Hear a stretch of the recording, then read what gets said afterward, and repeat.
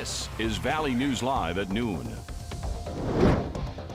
We start with the information that's new at noon. Plans are now in place for businesses who want to sell THC products in Moorhead. The Moorhead City Council approved the ordinance for commercial sales by a 7-1 vote Tuesday evening.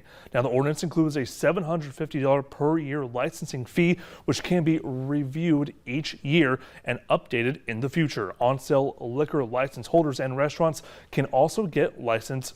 Some council members had concerns about allowing restaurants to sell THC products, but it was decided not to amend the ordinance. Samples are not allowed, and businesses who are already selling the products have 90 days to comply with the new regulations. The application for businesses is expected to be available by Friday.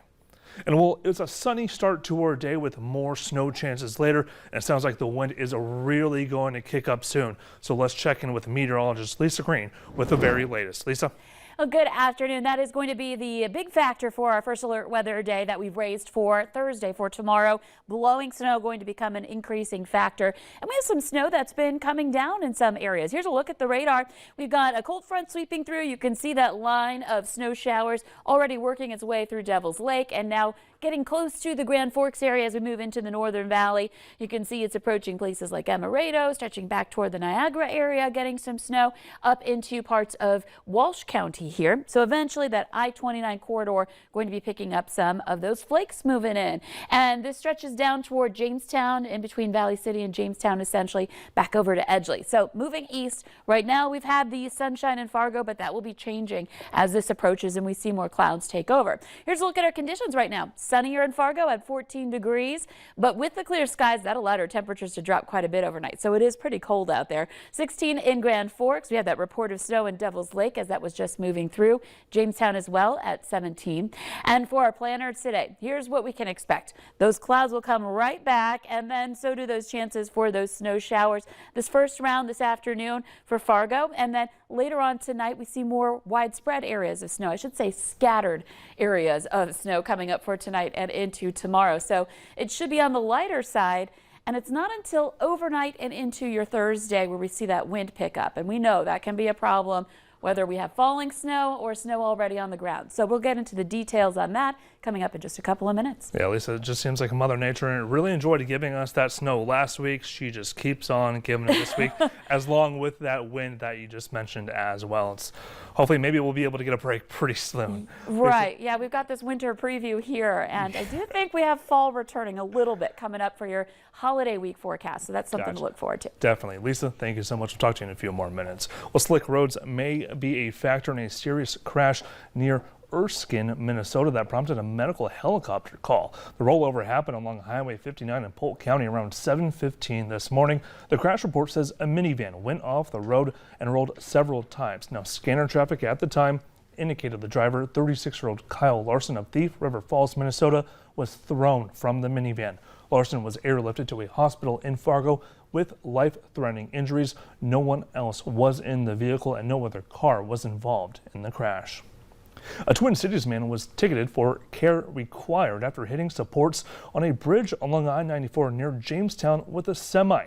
The Highway Patrol says the driver lost control of his vehicle yesterday afternoon and began swerving from shoulder to shoulder. Near the overhead of an interchange 12 miles east of Jamestown, he traveled through a guardrail, scraped support pillars, and got hung up on the supporters. Troopers say the driver was able to walk away from the crash but was treated for bruising at the hospital.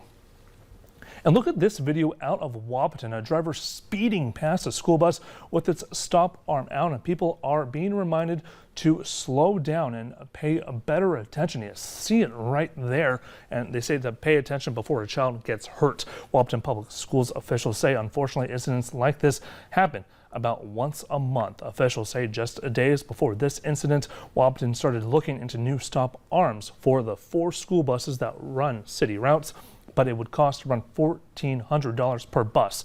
Officials plan to ask the school board to approve the expense down the road.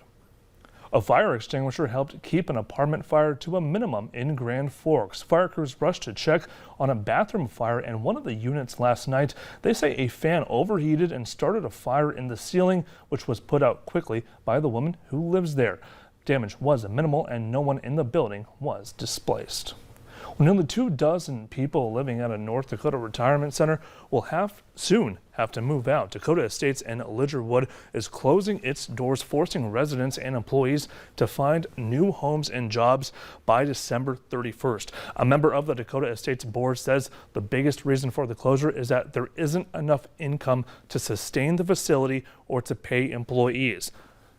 Some family members believe there may be some misappropriation of funds, but board members say there is not enough solid evidence to back up those claims. Well, 70 National Guard soldiers are back home in North Dakota today. They returned to Bismarck last night after a nearly year-long deployment at the U.S.-Mexico border. It was a reunion that had many families counting down the days, including one Fargo family. The McClintons were just one family eagerly awaiting the reunion. I don't think words can really put together how I feel right now. I'm just overwhelmingly happy.